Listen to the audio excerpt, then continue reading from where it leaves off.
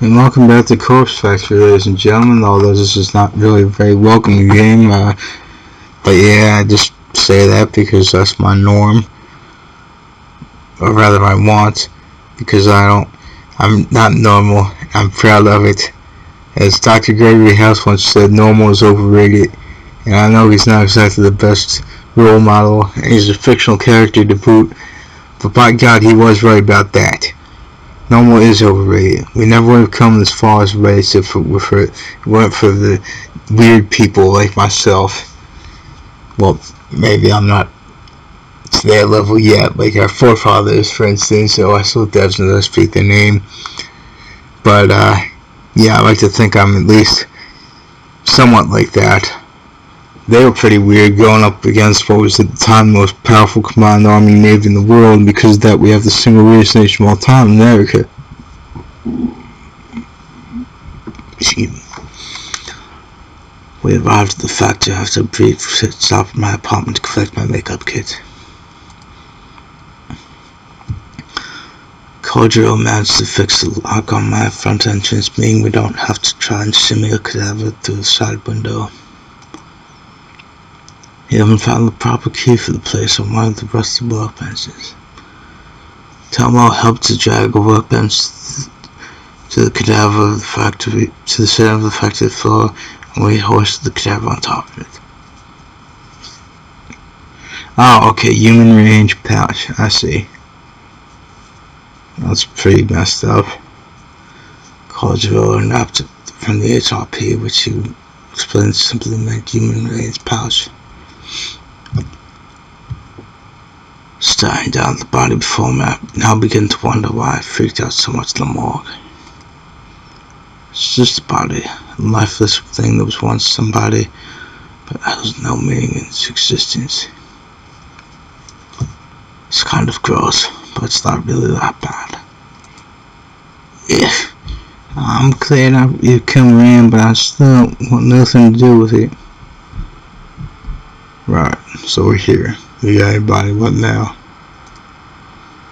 I fetched my makeup kit from the floor beside the workbench and set it next to the corpse. I'm going to make this body look as close as possible to this girl. I flashed my phone at Koji and Tomoe, showing off the photo of Gammy Kotsuno that was submitted to Corpse Girl's website. Right, but why? Because then we could photograph and convince the victim, Emmy, that it's her own dead body. Why?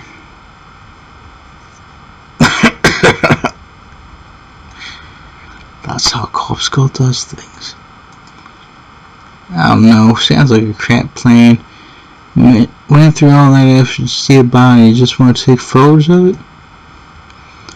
Look, so far I've done everything with photo manipulation, and sometimes it's successful, like with Akane Sumanaki. That bitch? Convinced her to kill herself. But I'll admit it hasn't worked so well on Corpse Girl's other victims. So you think repeating the same thing won't work over and over again will eventually work? She has a point. Yeah, exactly. She's got a point, Noriko. Corpse Girl doesn't have the best track record. Not that I'm saying that this should be done, I'm just saying that repeating something over and over that doesn't work does not really make much sense. I'm not advocating murder, just so you know. I'm not like that. Maybe something has to change. But what? This is the way I've always done things, and I'm out into fate. I don't know what to do. I spent all morning crafting fake photos of my 3 victims. But for what purpose? They're not going to convince anyone to kill themselves. And now I'm standing in the factory looking at a corpse that I want to decorate as Emmy Kotsuno, just so I can take photographs of it. And there's no point in doing so. I already crafted the photo of Emmy's death, so why am I here? What the hell am I doing? You were so right. I can't keep going on like this. I've already crafted a photo of the victim's death, so I don't really know why I've let it get so far. I guess I didn't truly think we'd pull this off. Just kind of went along with Koji's suggestion to go to the morgue. Hey, don't put it on me. This is your scheme. Rito's right. This is on you, Noriko. There, guys. They're both spot on. I don't know what I'm doing. I'm just wasting my time, their time, wasting Corpse Girl's time. Just keep thinking that hyperlinks show up, but maybe I'm just imagining things. Here, give me a phone. Without waiting for my approval, Tomoe snatches my phone out of my hands. Swipes past the photo of Emily and swipes back to it. Yo, you said you already made the corpse photo. Where is it? I don't keep it on my phone. That would be stupid. The only copy is still my laptop at home. But you got a photo of this bitch on your phone. Well, yeah. I just pulled it from Noah's profile. It's exactly the same image that was uploaded to Corpse Girl's website, though. Right. Oh, how do you know Vic's name? Corpse Girl doesn't ask for a name. Oh, this girl. I actually went to school with her. It's a coincidence I saw you. Uh-huh. Look, that doesn't matter, does it? Well, tell me what the corpse photo looks like. Well, it wasn't my most creative work. I had 3 requests to fulfill in a short amount of time, so I kind of made them all similar. I made it look like this girl, Emmy, fell from a tall building and splattered onto the pavement. Okay. Text and lame. Yeah. Why do you want to know anyway? Well, I've got an idea for you. I know I'm just a driver and all, but you dragged me in this far, so at least let me make a suggestion, Kate. Okay, go ahead. You've got this here body. You've got a corpse photo of the bitch all rocked and loaded. Let's kick it up a notch. Nice. Tribute to Emerald Garcia, though I'm not sure how we would feel knowing his name is being used in a game like this, his catchphrase rather, is he being used in a game like this, but yeah, I suppose that's a tribute to let's kick it up a notch. I can't do that voice that well quite yet, but anyway, that's what he used to say on his Emerald Live show. I miss that show. Those were good old times.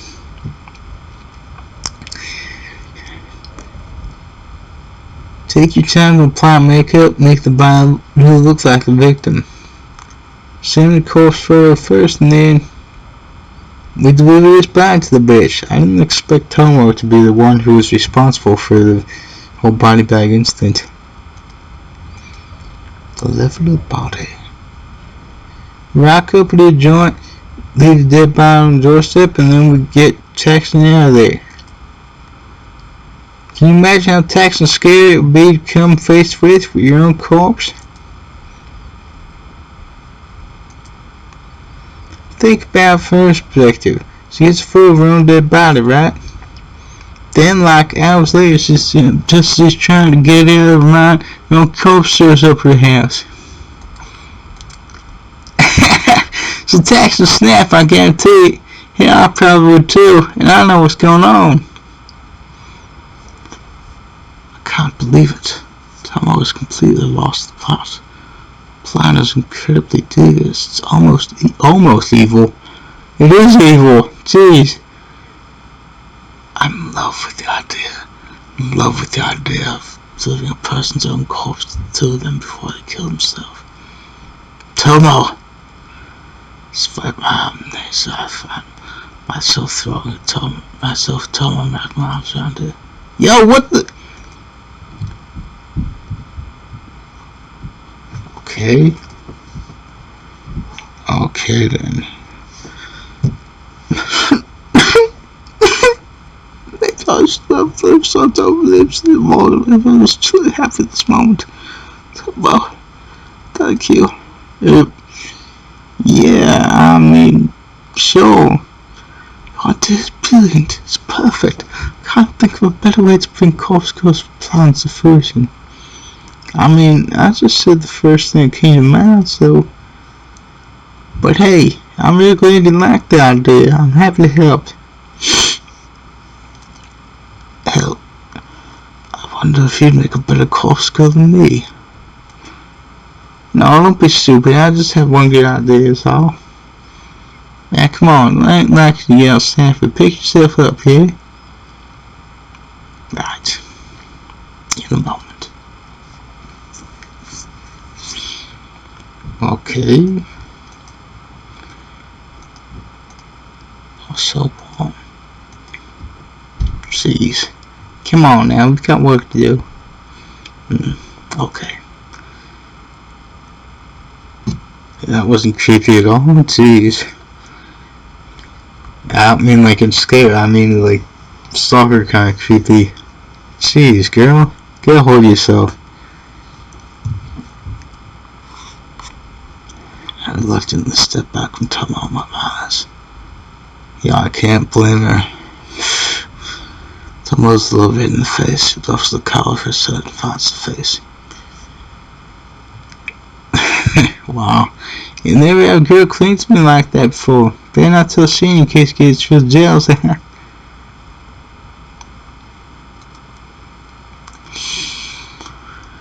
Tomoe's right. We have work to do. I look at the corpse atop the table, patiently waiting for us to conclude our discussion. I almost wish I was as patient as they did. We're starting?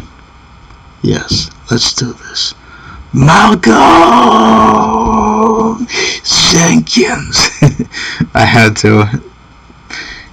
For old time's sake, rewriting the Leroy Jenkins memes, Malcolm Jenkins, because when Malcolm Jenkins was a part of my Philly Eagles, we were the Super Bowl champs, and therefore we will be the Super Bowl champs for eternity in my Philly eyes. Nothing can take that victory from us. Man. These things keep in mind. Putting on makeup on the covers is as simple as you think. Spawn's already decomposing. Not all of the makeup will take. Full luxury here, don't be stingy. It doesn't help the body's ice cold. If we had a space heater, we could warm it up. That would make the makeup stick, but it would speed up decomposition. I can't have it decomposing any faster. It's already out of cold storage, so I imagine we don't have long as these. Right. Want to deliver to you Vic soon. Like less than 24 hours soon. That's fine. Yo, what about time of delivery? Corpse Girl's photo have what's it called? A timestamp? Yeah, I timestamped the photos with the supposed time of death. I usually say it's a little after the time the victim receives the photo. Sometimes a few hours, sometimes a whole day. I get it. Well, like, for best effect, we're gonna have to deliver the corpse before the time marked on the photo, right? That way the Vic gets the photo in the corpse before the tick time. Creates a kind of ticking time bomb. She'll convince me off himself before the time's up. That makes sense. I think that's the best way to do it. Yeah, so, what time do you want to write on the same chick's corpse photo? It's hard to recall since I created 3 different photos at the same time. I'm pretty confident that I lined them all up after one another, an hour gap between each one. 7:28 a.m. tomorrow. You gotta leave the corpse before then, huh? Too early, usually asleep. Well, you're gonna have to get your ass up early for Noriko. For Corpse Girl.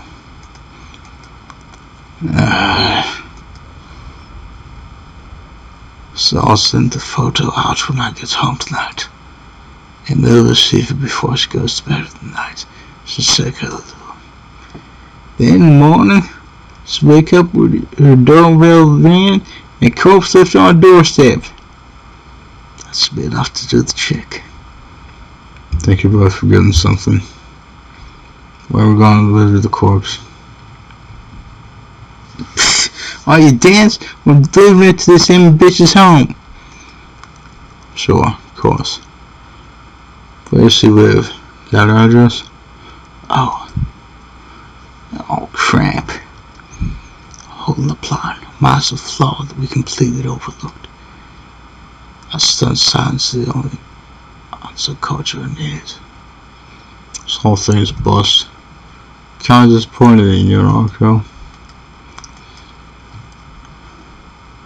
Thought Corpse Girl was some mastermind, some genius worth worshipping.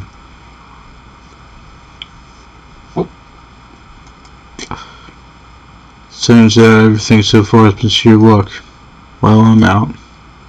Use the factory if you want, but I'm not sitting around. Koji waves half-heartedly and walks away. Can't say anything to stop him. My thoughts are frozen, locked in place, chained by humiliation and anxiety. Hold up just one tax in a second. Of course, Tomoe never fast grabs somebody's attention. Koji turns back. We're just getting started here. Of course there's gonna be hiccups. Why aren't all details as we go? Don't just abandon Noriko like that. Corpse Girl's doing well for me, you'll know. That's slow. Yeah, it is. So I'm gonna stand by her side. You can feel free to bow out, but if Noriko means anything to you, anything at all, just swallow your tax and dance and help her out. Somehow. I never thought she'd be the one to make a rousing speech, short and simple though it was. Right. Suppose they did make it do that after all. Though, nothing will stop me from taking divers to the mall whenever I want now. Still, I guess I'll help you out. But if this keeps going astray, I really will walk away. Fine. Follow through on this one victim at least. I must gather up enough strength to make a simple plea. Please, I can't do this without you. Okay. Find out his address. Tell me where it drives. I'll handle moving the corpse in the morning. Come on, family. Okay, I'll work it out. Thank you, Koji. They have this steel door at the front of the factory slammed shut behind them. Whew. Okay, got any ideas? Maybe one. Can you call Senior? Ask him if he remembers Kutsuno from school, and see if he knows where she lives. Senior? Oh yeah. You said once that you went to school together. Guess you might know Amy too, huh? My thoughts exactly. Going to make a call as well. Quickly make a call to Ali. As the phone is ringing, I look at the sky lit up above. The sun has nearly disappeared from the sky when running out of light. If there was electricity connected here, we wouldn't have a problem. But it gets much darker than this, so if it gets much darker than this, we're going to have to struggle and try and make up to the cadaver. Noriko? Hey. Me again. Feels like we just spoke this morning, hey? It was this morning. Aha, yeah. Listen, just a quick question. Do you remember me Katsuno from school? Katsuno? Okay, that's really freaky, Noriko. Huh? What's this? I'm thinking Katsuno today just at the mall. Oh, kidding. I'm serious. What?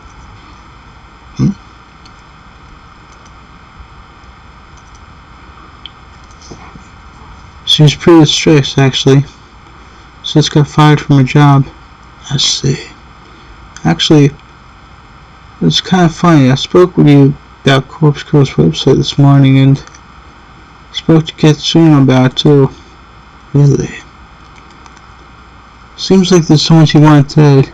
Maybe, I'm not sure. Perhaps her boss fired her? Interesting. Why are you asking about her anyway?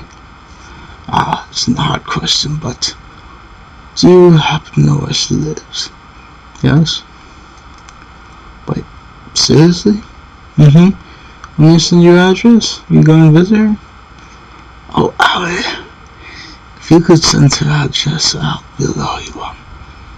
Sure, I'll text it through. I didn't think you'd actually know it, but I wanted to ask you anyway. No problem. I followed her home today from the mall, so I guess it worked out well for you. I know. How did you found her home from the mall? Like, just starting? What did you say? Oh, I followed Lily home today. I got on the train crash she had there. Don't worry, she didn't see me. Howard, what are you talking about? Why'd you find out she was going to use Corpse Girl's website? Since I recommended it to her and all, I don't know what to say. Hey, I'm still at work, okay? I really shouldn't be talking on the phone. We'll chat later. Bye-bye. Howard, what are you doing? Phone call drops and abruptly. Baffled by the fact that Ellie followed me home. Can't quite figure out what's been going through her head at the time. But right now I don't have the time to worry about it. I need to finish up here at the factory. I noticed that I have an unread message on my phone. I opened it up to find that Ellie sent me Emmy's full address. Well, at least I got the address. Got it? Nice. She didn't remember the chick apparently, so it wasn't really helpful, sorry. No trouble, we got what we needed. It's getting dark. Help me put the makeup on the corpse. Okay, so that photo of me again. Better do this promptly. Right here. I dried off the photo and we examined it closely before setting up to work.